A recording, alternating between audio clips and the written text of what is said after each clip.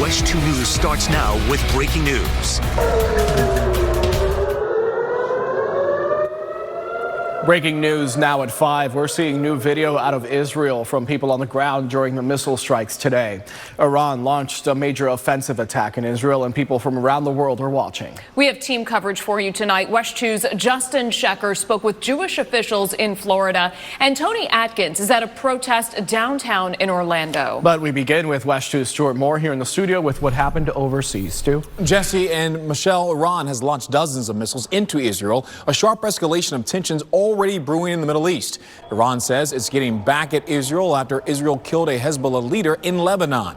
Hezbollah is backed by Iran. This video you are watching shows the ballistic missiles exploding over Tel Aviv. U.S. officials warned earlier in the day that Iran was preparing to attack. The press secretary for the Department of Defense says no one from the U.S. was hurt. Initial reports indicate that Israel was able to intercept the majority of incoming missiles and that there was minimal damage on the ground. But I'd refer you to Israel for confirmation, and any questions on that as they're in a better position to discuss. Please note that we're still assessing the attack and the outcome, so numbers may change as we receive updates. And in this video from Iranian press, you can see people in Iran celebrating on the streets after the missile attack on Israel. The question remains, how will Israel now respond to this large-scale attack? For now, Israel's airport authority has closed the country's airspace. Incoming flights are being diverted to airports outside of the country. Of course, we'll continue to watch for the latest developments overseas. Guys, back over to you. All right, Stuart, thank you. Meanwhile, Florida has a large Jewish population, and news of the attack in Israel hits home for Jewish families getting ready for their new year. Our team coverage continues with WESH 2's Justin Shecker live in Orlando. Justin, you've been talking with Jewish leaders here. That's right. We should mention this Iranian attack on Israel comes the day before Rosh Hashanah, the holiday marking the start of the year. This afternoon, I spoke with Israel's top diplomat here in the state of Florida. And that Israeli official also told me the local and international Jewish community has been on high alert since the October 7th terror attacks nearly 1 year ago. Reporting live in downtown Orlando, I'm Justin Shecker, WESH 2 News. All right, Justin, thank you. Meanwhile, our team coverage continues now with a pro-Palestinian protest going on in downtown Orlando. This was organized before the strikes in Israel happened today. They wanted to mark what they call a year of genocide of the Palestinian people. WESH 2's Tony Atkins is joining us live. And Tony, the Palestine Network is demanding a full week of action to support the Palestinian people in Gaza. Yeah, Michelle, members of the Florida Palestine Network, they gathered outside here, outside of City Hall today, and there weren't many people, but they really wanted to make their voices heard on this milestone day in this conflict. Breaking news right at your fingertips. All right, we are keeping an eye on rain. We're starting to see some storms pop up. And of course, as we always do, those the boundaries popping up, especially over us here in Central Florida. You know, it's in the low 90s on this first day of October. So we do have the sea breezes going. I'm going to break that down here for you, Jensen, for our viewers in a second. Let me show you the wide view here. First of all, you can see the number of lightning strikes is beginning to go on up. You can see closing in on 200. Things are fairly quiet across the north. Watching a few showers in Ocala as we venture farther to the south. About to get a collision here in the metro areas. Nasty line of storms, Titusville along I-95. But let's take a trek up here. Let's take a look down at Lake and Sumter counties. Big swig of rain here. A couple of embedded thunderstorms pulling out of Sumter County on into Lake County. And then farther to the east, big time collision now going to be happening over I-4, but the strongest of the storms with the most intense lightning strikes, Indian River City, Port St. John, Sharps, Cocoa, get ready. This is headed right in your direction, and then farther to the south, widespread showers and thunderstorms over towards Osceola County. That's going to build back towards Titusville as we get deeper into the evening. So bottom line, it's going to feel like a summer afternoon with showers and storms winding down once we get past sunset, which is about 7:15. The other big story is the trends in the global models going up and then now more towards the east-southeast. I'll break that down, what it means right here in Central Florida beginning the weekend, for this weekend into next week when I see it coming up at 5:18. See you then, Tony. October 1st, today, triggered several new laws, including a law to better protect new home buyers from flooding risk. Sellers are now required to disclose if they've had a flood claim to their insurance carrier or if they've accepted any federal assistance because of flooding. Also, there needs to be transparency to new home buyers that homeowners insurance does not cover flooding. A separate flood policy is needed. It's to protect home buyers from future flooding and to prepare them for other potential issues. If it wasn't remediated properly, there could be such things as molds or, some kind of microbial growth from the standing water, electrical issues, rotting materials. Many real estate experts say the things required in the new law are things responsible real estate agents have already been doing. Hurricane Helene is now responsible for more than 150 deaths. This afternoon, South Carolina reported 3 more people who died from the storm. Still ahead at 5:30, the massive effort from Central Florida and other agencies to help those in North Carolina hard hit by Helene. State Representative Randy Fine has been ordered to go to anger management. Today, a Brevard County judge found him in contempt of court, ruling the lawmaker made obscene gestures during a virtual court hearing. Fine is now escalating his fight by trying to get the judge kicked off the bench. Developing news, new sexual misconduct allegations against Sean Diddy Combs. A lawyer says 120 accusers have come forward.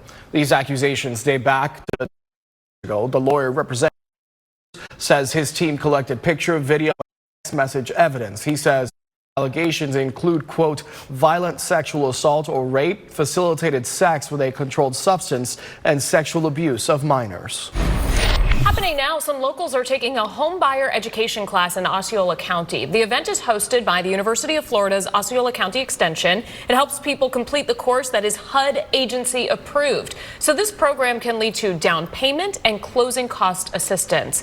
The county's home purchase assistance program will open for pre-application starting next Monday. We've posted more information for you on our website, WESH.com.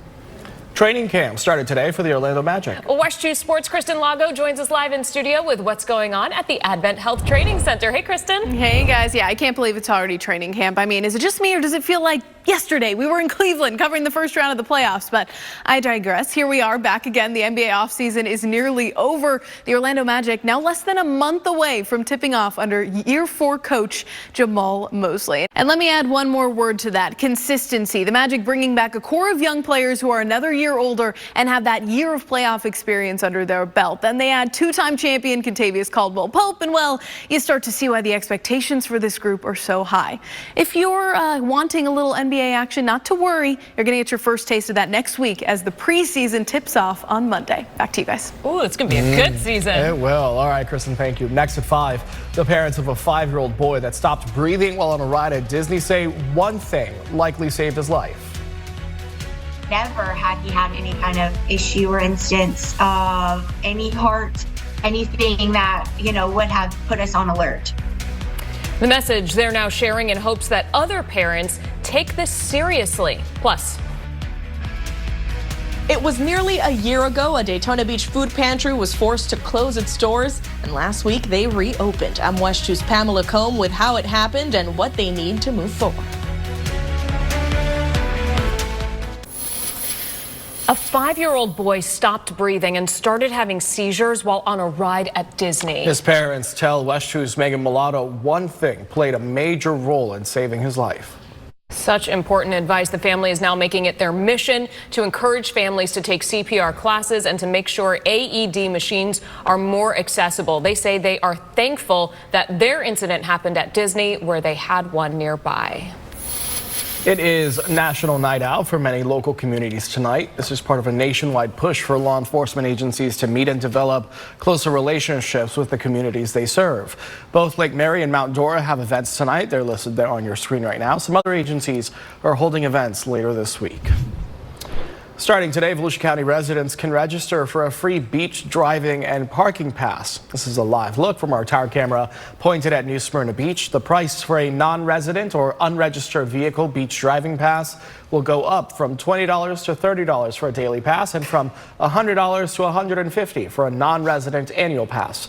For more information about registering, you can visit our website, WESH.com. So, Tony, that picture of our beaches in Volusia County looks nice, but to the south, people are getting some rain. Yeah, even here through the interior, getting some rain. It all depends on where you are, but everything, though, guys, is working from west to east. So eventually they will get in on the rain. Let me take you back outside, different vantage point now, over towards the airport there, at least shooting towards the airport. You can see the tower from our world cam there. Great shot. You can see the live radar. Showers and storms not yet reaching Volusia County. They're not in the vicinity of Flagler County, but we've got many here in and around the villages. A couple showers now popping up back towards Ocala. We'll watch the trends there. By far on the way, biggest event is over towards I-95, just west of downtown. Then a little pocket of moisture from Leesburg, just rolling out of Sumter County. Again, there. We will continue to watch, though, this little flare up there near Windermere. About to see this collision just along or just east there, the I-4 corridor. So look for an uptick now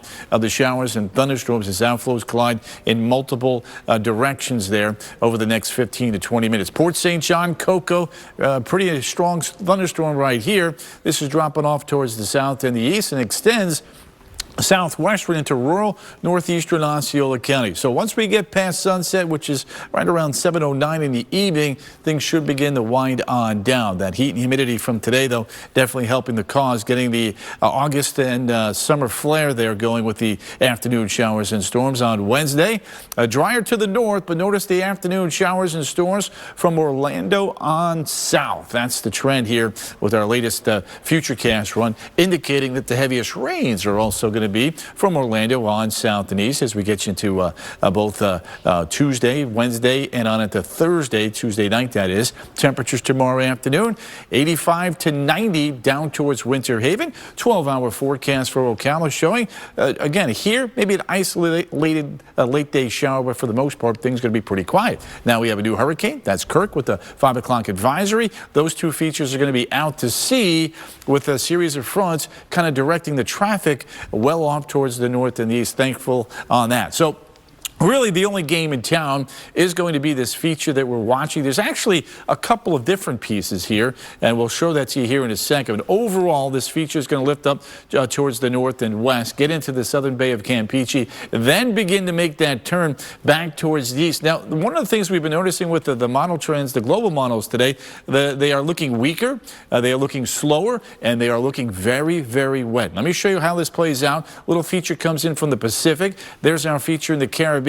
The two kind of move across towards the Gulf of Mexico. While that's going on, a front's going to drop in, and that's going to give us an elongated time frame of wet weather. We get the first punch, and then we get the second punch, so to speak, as these two kind of work in tandem back to back. And when you look at the European computer model for rainfall, it strikes our eyes, a lot of meteorologists, that we're seeing some very impressive rainfall totals. Could be to the tune of a half a foot or more if this doesn't change. Now, on the GFS, it's a little bit farther to the south, such that there is a sharp cutoff between Marion County and in the metro area. So the trend today has been pushing more towards the south. We're hoping that trend's going to continue. If it doesn't, and that heavy rain band sets up over us late this weekend and early next week, that could bring some problems with high water issues. We'll talk more about that going forward. Temperatures through the weekend remaining in the 80s. All right, Tony, thank you. We do have some breaking news right now.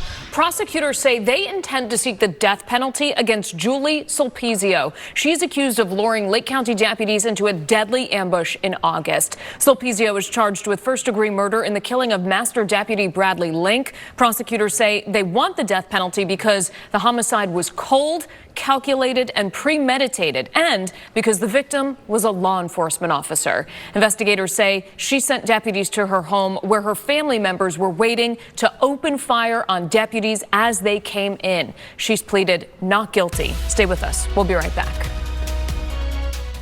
Custom weather alerts on the WESH 2 app. Download it today.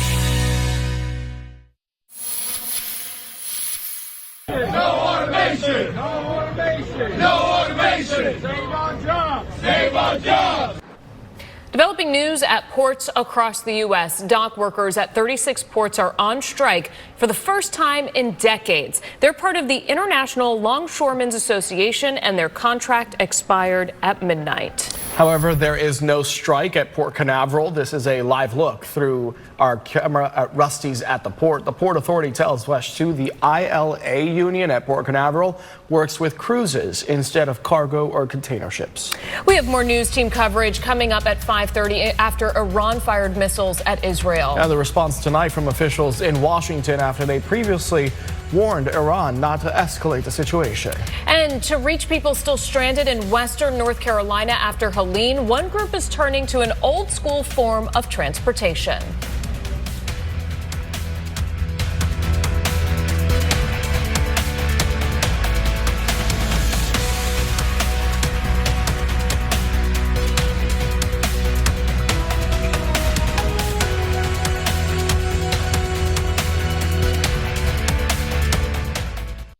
Our team coverage of the breaking news continues with WESH 2's Christopher Salas in our Washington bureau. He has the response tonight from President Biden. Don't miss any developments on this breaking story by downloading the free WESH 2 News app. Enable notifications to get breaking news on the go. Now at 5:30, we're tracking a couple of systems out in the tropics, and there's one that could bring lots of rain to central Florida. All right, let's get right over to First Warning Chief Meteorologist Tony Manalfi. So, Tony, which one is this? Well, it's the feature that's not yet developed. You can see down in here in the southwestern Caribbean, there's a little bit of a flare up there, and we're going to be watching that. While that's going on, Kirk has become a hurricane, and behind that is soon to be Leslie. These are going to head out to sea. So this is really the feature that we are going to have to watch. There's a little piece of Pacific energy that's going to come right north into the Gulf of Mexico. And while that's going on, that feature we just showed you is also going to ride over into the southern Gulf of Mexico late this weekend or early next week. And that's when conditions may become a bit more favorable for something to try and develop down here Sunday into maybe Tuesday, Wednesday, if not even Thursday. But the trends all appear to be weaker. Let me show you the GFS right now. You can see the feature coming out of the Pacific, the other feature coming northward now into the Gulf of Mexico. So there's actually two elements here in play that are going to give us an extended period of potentially heavy rainfall. But you can see by Thursday night and Friday, things do begin to clear on out. So one more time visually, two pockets of energy, both ride to the north into the Gulf of Mexico. Here comes the front. As this rides to the north, it gets a kick to the south, complements of that front that's going to build off towards the south. Bottom line, though, is even if that happens, there's going to be some significant rainfall. The GFS model indicating upwards of 10 inches of rain potentially. If that trend does not inch to the south, we could have some problems here. So I need you to keep checking back in. I'll show you the European solution coming up in the next half hour. Guys, back to you. Thank you. The Florida State Guard, meantime, helping with rescue efforts in North Carolina after Hurricane Helene. While in Alexander, North Carolina, a small town outside of Asheville, the Special Missions Unit responded to a life-threatening situation involving a mom and her one-year-old baby. The State Guard says its team stabilized the mother and baby and took them to the hospital safe and sound. Meantime, people in Asheville were lined up today to get drinking water. They've been without power and water for days now, and crews are still working to remove debris and begin the recovery. Because so many roads have been washed out in western North Carolina, it's an all-hands-on-deck situation. It gets applies to rural communities. This picture shows a photo of mules, a line of them, helping. That is an incredible image. All right, locally now, after a nearly year-long battle with Daytona Beach, a small food pantry was able to reopen its doors. Yeah, WESH 2's Pamela Combe caught up with the organizers who are now working to restock the pantry's shelves. The church is hosting their weekly drive on Saturdays between 3 and 5 p.m. Developing news involving a high-profile kidnapping in Arkansas that dates back to the 90s. Morgan Nick was kidnapped from a parking lot in 1995. Almost 30 years later, police have now identified the only suspect in her disappearance, saying that a hair belonged to Nick was found in the man's truck. Investigators believe this man, named Billy Jack Lynx, kidnapped the young girl. Lynx died in prison back in 2000 after being convicted of sexual indecency with a child over what police say was an attempted child abduction a few months after Nick disappeared. In 2020, police tracked down Lynx's red truck, which had a white camper shell. The same truck was spotted when Nick disappeared. The police chief says a hair in the truck matched that of Morgan Nick. The bottom line in this is that the physical evidence collected from the truck that Lynx owned when Morgan was abducted strongly indicates that Morgan had been in this truck. And what I have to say about Billy Jack Lynx is that he stole Morgan from me. He stole her from her dad. But he didn't see that he could never win. Because our love for Morgan, her memory and her voice outlasted his life. And that love continues to shine. Her heart, Morgan's heart, shines on. Police say Nick is still missing, but detectives have reached a point where they can concentrate on one suspect to find out the circumstances surrounding the kidnapping. In just hours, the vice presidential candidates will go head-to-head on the debate stage for the first time. Yeah, Senator J.D. Vance and Governor Tim Walz are introducing themselves to voters in what's shaping up to be a tight race. WESH 2's Kayla Norwood is in New York, where the debate will happen. You can watch a debate hosted by CBS News right here on WESH 2. NBC News special coverage starts tonight at 8. Still ahead, Buc-ee's might have a loyal following, but there is one name that can't be beat for America's favorite convenience store. Plus, a local shopping center gets a makeover. The Sanford Mall has experienced years and years of decline. Many have given up on it. But according to the city of Sanford, there's optimism ahead.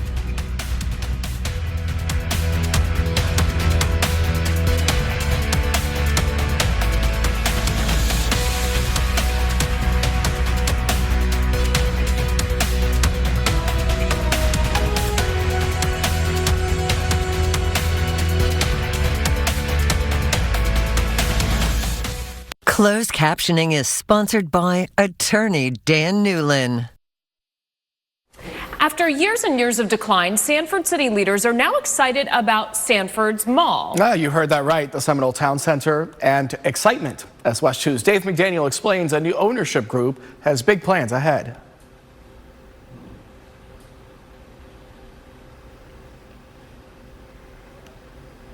Okay, it seems like we're having a little bit of our video.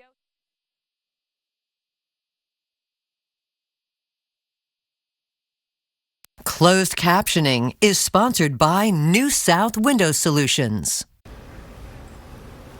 All right, welcome back. We are going to check in now with Chief Meteorologist Tony Manolfi. Tony, for our evening commute, we have some showers and storms out there. It felt like a summer day, and we're getting those afternoon summertime thunderstorms. Got a little sea breeze collision going on here, and there's a strong storm over towards Rock Ledge that's almost at severe limits. Cam and I have been tracking that. We're going to ping some winds here for you in just a second. Let me get you through downtown right now and show you what it looks like. Rain is venturing from the south to the north. You can see that you can't see Orlando right now. That moisture is going to be building back towards the east as we go forward in time. As you can see, the collision taking shape there. We've had a couple showers up towards the north, really not doing a whole lot in Marion and Flagler County, so you folks are in great shape there. Leesburg back towards Sorrento, a couple of showers. It does get heavier though as you go from Claremont south side over towards Oakland, back towards Winter Garden and Ocoee. And as we zoom in a little bit more, there's that collision. And look at the uptick now in the showers and storms here.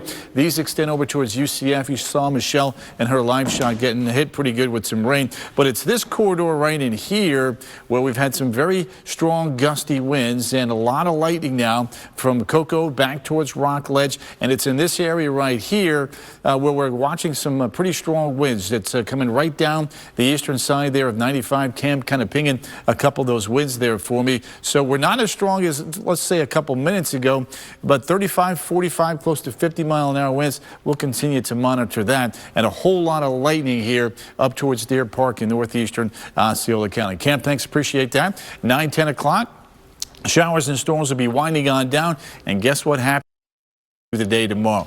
There's that trough of low pressure right on top of us. We'll do it all over again with numerous late day showers and storms, again favoring the south and east of the I-4 corridor. The farther north you go, I think the rainfall amounts will be just a little bit lighter. Temperatures tomorrow running 85 to near the 90-degree mark. 12-hour forecast back towards Melbourne. There's the afternoon showers and thunderstorms late morning, early afternoon on. All right, developments here in the tropics. Kirk is now a hurricane, expected to become the season's third major hurricane. In the wake of that, there's soon to be Leslie. That is also going to curve out to sea. So it's this feature here in the Caribbean that we will have to watch. There's also a little piece of energy that's going to come from the Pacific into the Bay of Campeche, and while that's going on, another feature ventures back towards the north into the Gulf of Mexico. So there's actually two impulses that either may merge or may head our way. But notice the trend towards the end of those lines, building more towards the south and the east. That's because a front is forecast to now build on in, and we hope that trend continues to push things to the south because we could be dealing with some significant rain otherwise. So movement, the trend today to the south, timing Sunday on into Wednesday, maybe even Thursday morning if the fronts doesn't push everything more towards South Florida. So there's one feature there. There's the Euro. Notice the energy here building off towards the east, at least through Sunday. So that's the first piece of energy. Then as we get into Wednesday and Thursday, here comes the front, kind of suppresses everything to the south. So it's a long duration rainfall event that will likely add up to potentially some significant rain. This is going to change, so I need you to keep checking back in. But that's not a misprint. 5 to 10 inches of rain. American GFS model, pretty much aligned. One feature coming in from the Pacific, the other one coming through Cancun. There's the first piece of energy on Monday. Then we get you on to late Tuesday and Wednesday. There's that next feature. Here comes the front, and then things begin to dry on out, but not before potentially a significant amount of rain were to fall across Central Florida. So we're watching and monitoring the trends to see where that heavy rain band is going to set up as we get you into late this weekend and the middle of next week. If there's any good news, the temperatures are going to be held in check in the 80s through that stretch. Tony, thank you. We're going to try to get you back to that story. So after years of decline, Sanford city leaders are excited about Sanford's mall. Yeah, as WESH 2's Dave McDaniel explains, a new ownership group has big plans ahead. Lessard hopes the deal will close in the next few weeks. New at 5, Wawa reigns supreme in a new survey on the best convenience stores in America. The American Customer Satisfaction Index took a poll of nearly 6,000 customers, and it took into consideration factors like food quality, opening hours, locations, and loyalty programs. Quick Trip came in second. Buc-ee's and Murphy USA tied for third. A Florida group is in the running for this season of The Voice. Yeah, the Tallahassee group, known as 323, earned a two-chair turn with their rendition of Britney Spears' You Drive Me Crazy.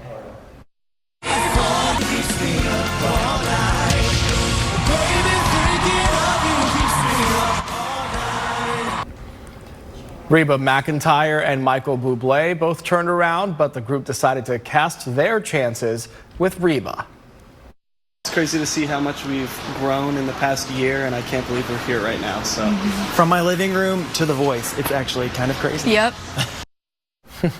Blind auditions on The Voice continue next Monday, right here on WESH 2. All right, we have much more news for you coming up on WESH 2 News at 6, including our first warning weather team looking closely at data that's coming in, showing what could be a heavy tropical rainfall next week. We'll have Chief Meteorologist Tony Manalfi with the latest on your forecast. Plus, now requires sellers to let buyers know if they are purchasing in a flood zone. We're going to break that down for you. But first, local reaction to missiles flying over Israel. The high alert local law enforcement is now on ahead of any response. That's next at 6 o'clock.